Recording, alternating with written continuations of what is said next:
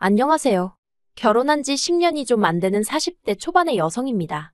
그간 시부모님의 억울한 대접 앞에서 제대로 한번 대들어보지 못하고 불쌍한 신랑만 잡고 산 며느리이기도 하고요. 그런데 이번에 또다시 시아버지가 말도 안 되는 억지를 쓰시네요. 착하고 순에 빠진 막내 아들이 결국엔 또 내내하고 숙이고 들어올 거라 생각하시니 그러시는 거겠지요. 며느리는 그런 아들에게 아무 말도 하질 않으니 아들보다 못하게 생각하셨을 테고요. 그런데 쥐도 궁지에 물리면 고양이를 문다는 말처럼 저도 더는 가만히 당하고만 있을 수는 없겠는 거예요. 그래서 에라 모르겠단 심정으로 내질러 버렸는데 스스로 잘했다 싶어서 제 이야기 한번 해보려고 합니다. 남편하고는 고등학교 끝나고 아르바이트를 하면서 알고 지내게 된 사이예요. 그렇게 9년을 알고 지내다가 뒤늦게 연인 사이가 되어서 4년을 더 만났습니다. 오랫동안 지켜봤던 탓에 서로를 알아가는 시간은 그다지 필요치 않았지만 연애 당시 남편이 계약직으로 일을 하고 있었거든요. 참고로 남편은 고졸에 대기업 생산직으로 입사한 상황이었어요. 그리고 남편은 전문직 직업을 가진 저에게 자기가 걸맞는 사람인지 모르겠다 하면서 자기도 정규직이 되든 이직을 하든 아무튼 자기 상황이 좀 더 안정적일 때 식을 올리고 싶다고 하더라고요. 그렇다 보니 저와 남편 서로 확신이 있었음에도 불구하고 연애 기간이 좀 길어졌네요. 저희 친정에서는 홍기찬 딸이 허송세월을 보내는 건 아닌지 걱정이 많으셨지만요. 그래도 정말 운 좋게 남편이 정규직으로 전환이 되면서 저희도 마침내 부부라는 결실을 맺게 되었지요. 남편은 세 남매 중 막내로 위로 신우랑 아주버님이 있어요. 그런데 남편은 신우하고는 사이가 그럭저럭 괜찮은 반면 아주버님하고는 영 좋지가 못합니다. 그리고 그 이유가 저희 시부모님은 뭐니뭐니 해도 장남이 최고라고 생각하시는 분들이셨기에 아주버님을 위해서라면 신우랑 저희 남편은 어떻게 되든 말든 크게 관심도 없으시거든요. 일례로 신우랑 언젠가 같이 술 한잔하게 돼서 들은 이야기인데 신우가 결혼한다고 했을 때 시부모님이 그렇게 반대를 하시더래요.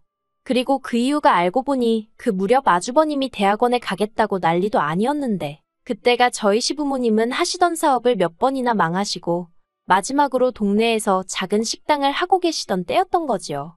게다가 그나마 장사도 되질 않아서 그 잘난 장남아들 대학원비를 내주실 여력이 안 되셨고요. 그러니까 그 불똥이 신우한테 튀어서는 아무리 그래도 혈육이 먼저 아니겠냐며 장남이 잘 돼야 집안이 잘 돌아간다며 결혼자금은 아주버님 학비로 먼저 쓰라고 하셨답니다. 그래서 신우가 싫다고 하니까 급기야는 신우더러 남자애 환장했냐고 그러시더래요. 그러면서 머리카락을 다 잘라놓겠다고. 그리고 그 말에 열받은 신우가 에라 모르겠단 심정으로 시매부와 혼인신고부터 해버리고는 식장에 올 테면 오시고 말 테면 마시라며 결혼을 밀어붙였다는 거예요. 그리고 이후로 신우는 지금까지 시부모님에게 감정이 좋지 못해서 생일이나 명절처럼 특별한 일이 있지 않고는 굳이 시댁에 발걸음을 하지 않아요. 이런 속사정을 알기 전에는 어쩌면 딸이 돼서는 저렇게 매정할까 싶었는데 알고 보니 다 그럴 만한 이유가 있었던 거지요. 그럼 저희 아주버님은 어떤 사람이냐면요.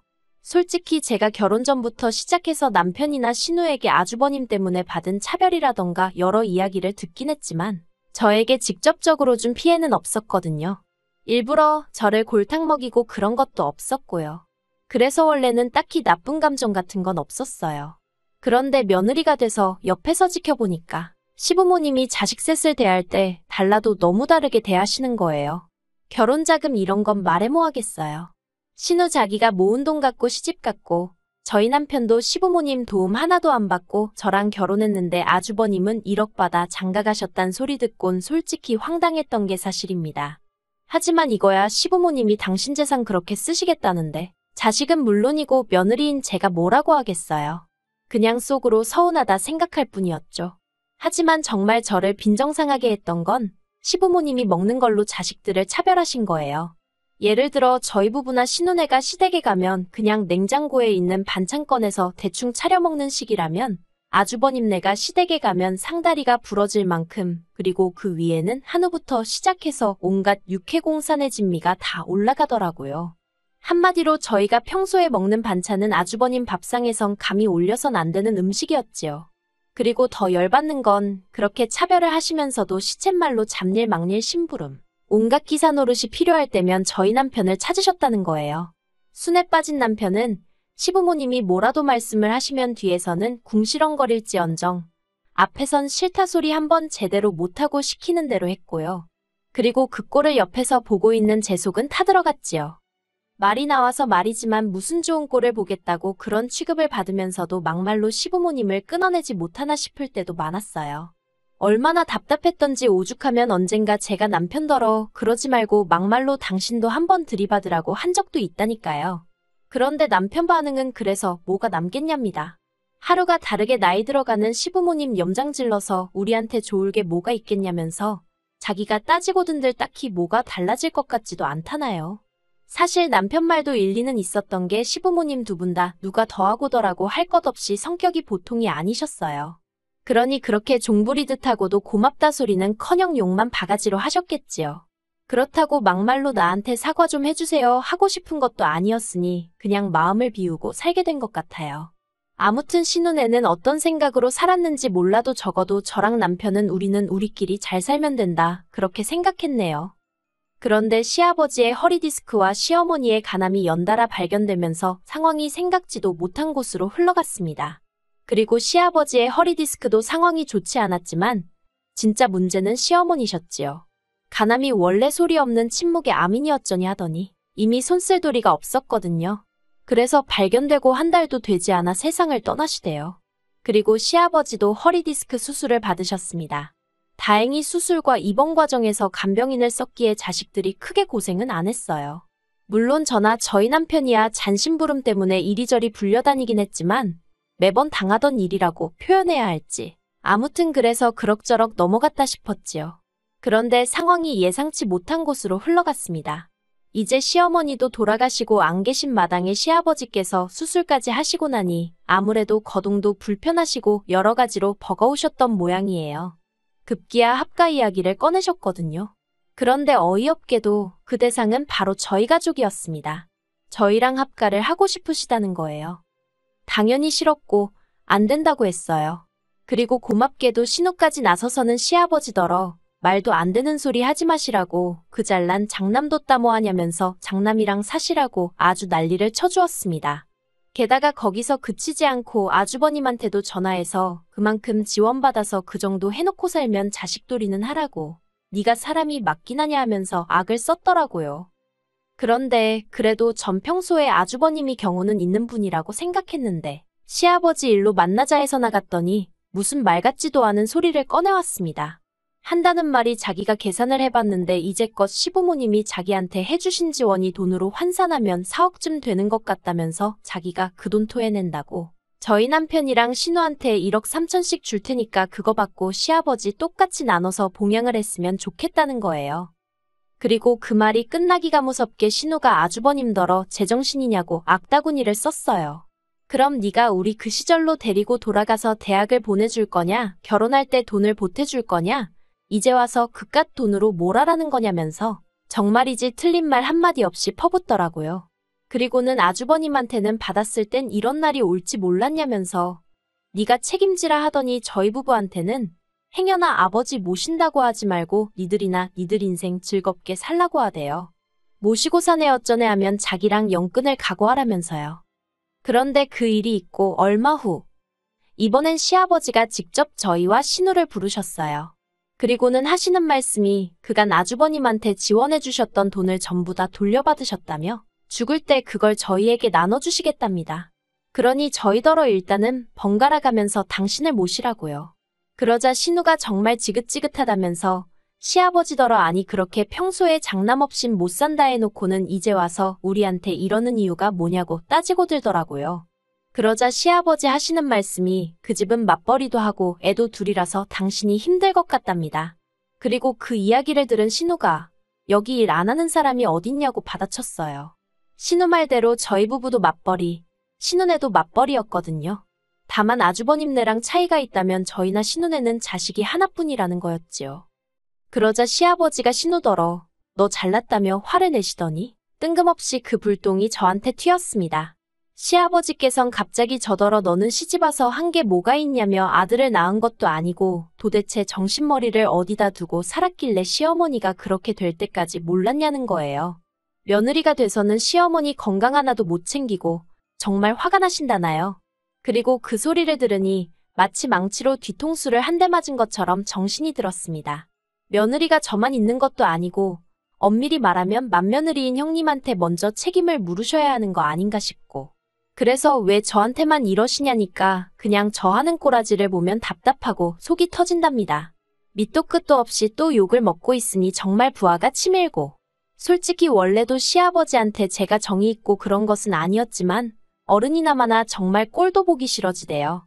그래서 제가 시아버지더러 그런 소리까지 하실 만큼 제가 싫으시면서 왜 저희랑 살지 못해 안달이시냐고 제가 싫다고 했습니다. 남편이 알겠다고 해도 제가 같이 안 살 거라고, 아버님이랑 살 바엔 이 사람하고 이혼하겠다고요. 그러자 시아버지가 깜짝 놀라셨는지 무슨 말을 그렇게 하냐입니다. 시아버지가 며느리한테 그런 말도 못하냐면서 저더러 별것도 아닌 걸로 일을 키운다나요. 하지만 시아버지를 제가 1, 2년 뵌 것도 아니고 당황하신 기색이 역력했어요. 그리고 그건 오랜 세월 동안 시아버지가 싫은 소리 서운한 소리 하시면 말대꾸는커녕 닭똥 같은 눈물을 흘리던 저였으니까 한마디로 제가 약 먹었나 싶으셨던 모양입니다. 솔직히 왜 그렇게 당하고 살았냐고 누가 묻는다면 앞에서도 이야기했지만 일단 남편이 입 딱 다물고 정말 자기가 무슨 죄라도 지은 것 마냥 시부모님의 온갖 불평불만을 들어드리며 욕바지를 하고 있으니 제가 나설 의지도 타이밍도 찾기가 어려웠어요. 그저 그럴 때마다 그 시간만 지나가길 바라고 이후로 남편이랑 저랑 서로 다독이며 그래 늙어가는 부모님 이겨서 뭐 하겠어 하고 참았을 뿐이에요. 그리고 솔직히 마음 한구석에선 말씀은 저렇게 하셔도 우리한테 미안한 마음이 조금은 있으시겠지, 고마워하고 계시겠지 그런 믿음이 있었달까요?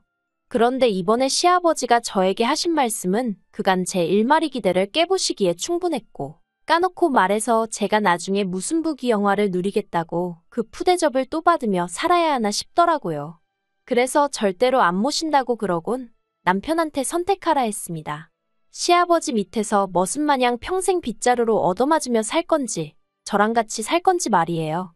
그랬더니 남편이 한숨 한번 길게 내쉬더니 시아버지더러 제가 자식을 키우면 키울수록 아버지가 왜 나한테 그렇게 모질게 하셨을까 그런 생각만 들더라면서 더는 아버지 비위 맞추고 눈치 살피며 살기 싫다고, 형하고 사시던 혼자 사시던 알아서 하시라고, 자긴 이제 모르겠다며 죄송합니다 건강하세요 하고는 저더러 집에 가자고 하대요. 그러자 신우도 시아버지더러 결국 이렇게 될 줄 알았다면서 그래도 걱정 없지, 장남이 알아서 해결해 줄 거 아냐 라곤 비꼬더라고요. 그리고 이후로는 정말 귀 막고 아무것도 안 듣고 산다는 심정으로 아주버님이고 형님이고 전화 오는 것도 다 무시하고 지냈습니다. 솔직히 저희 시아버지가 거동이 조금 불편해지신 건 맞지만 그렇다고 무슨 장애가 생기신 것도 아니고 혼자 얼마든지 생활하려면 하실 수 있는 상황이었거든요. 그래서 걱정을 크게 하진 않았어요. 그리고 저희 부부는 그간 할 만큼 했다 싶었으니 솔직히 누가 감히 우리를 욕하겠나 싶었지요. 그리고 저도 돈 벌고 애 키우는 것만으로도 벅차디 벅찼는데 신경질적이고 매번 막말이나 토해내시는 시아버지까지 모시고 살라는 건 솔직히 남편이 사람이면 저한테 바라면 안 되는 일이잖아요. 아무튼 그리고 신우에게 들으니 시아버지가 아주버님네와는 상의도 없이 아주버님네로 쳐들어가셨답니다. 말 그대로 짐가방 하나 싸들고 아주버님네 가서 여기서 살러 왔다고 문 열라고 하신 거지요. 그리고 그 일로 아주버님하고 형님이 이혼한 애만의 소리가 나올 만큼 크게 싸웠다대요. 심지어 형님이 신우한테 전화해서 정말 너무한 거 아니냐고, 자식이 셋인데 왜 자기가 독박을 써야 하냐며 악다구니를 쓰길래 네 남편한테 그러라고 왜 나한테 이러냐고 똑같이 욕을 해줬다고요. 참고로 시아버지는 당신 살던 전셋집 계약 연장도 안 하셔서 이제 아주버님네서 쫓겨나기라도 하시면 당장에 갈 데가 없으시다는데, 만약 그런 일이 생긴다면 보나마나 시아버지는 저희 집으로 오시겠지요? 그런데 저희는 이제 이사까지 정말 며칠 남지 않은 상황이거든요. 그리고 저희가 어디로 이사를 가는지는 아무도 몰라요. 원래는 신우한테는 말하려고 했는데 자기는 알고 싶지 않다면서 말하지 말라더라고요. 그리고 제가 이렇게 말하는 게 어떻게 보면 가식적으로 보이겠지만 최근 몇 달 동안 시아버지가 저희 남편을 포함해 자식을 셋이나 두고도 저런 대접을 받는 걸 보니까 한편으로는 서글픈 인생이다 싶대요. 그러니까 왜 자식 하나만 끌어안고 그렇게 어화둥둥 키우셨냔 말이에요. 그럴 것 같았으면 처음부터 하나만 낳으시던가. 솔직히 저희 남편도 운이 좋아 정규직이 되었고 지금은 그럭저럭 남에게 손 안 벌리고 사는 처지가 되었지만 이게 다 자기가 아둥바둥 노력하고 살아서 된 거지. 시부모님 덕을 봤다는 생각은 안 하는 눈치예요. 옆에서 제가 보기에도 그렇고요. 하지만 아주버님은 아무래도 학벌도 좋고 하니까. 물론 자기가 노력도 하기야 했겠지만 그래도 저희 남편보단 어떻게 보면 사는 데 있어서 난이도가 쉽지 않았을까요? 그리고 저희 남편도 처음부터 아주버님만큼 대학물 먹고 했으면 지금보다 더 잘 됐을 수도 있잖아요. 물론 이제 와서 아무리 생각해봤자 의미 없는 아쉬움이지만요. 그냥 제가 답답하고 그래서 하는 말이에요. 아무튼 아주버님이 아무리 그래도 자기 아버지인데 설마 시아버지를 어디다 버리기야 하겠어요? 알아서 잘해드리겠지요. 신우 말대로 더는 정말 신경 쓰지 않으렵니다. 그 집이 이혼을 하던지 어쩌던지 그것도 다 자기 팔자 아니겠어요? 저는 그냥 저희 세 식구 알콩달콩 건강히 잘 살 생각만 하려고요.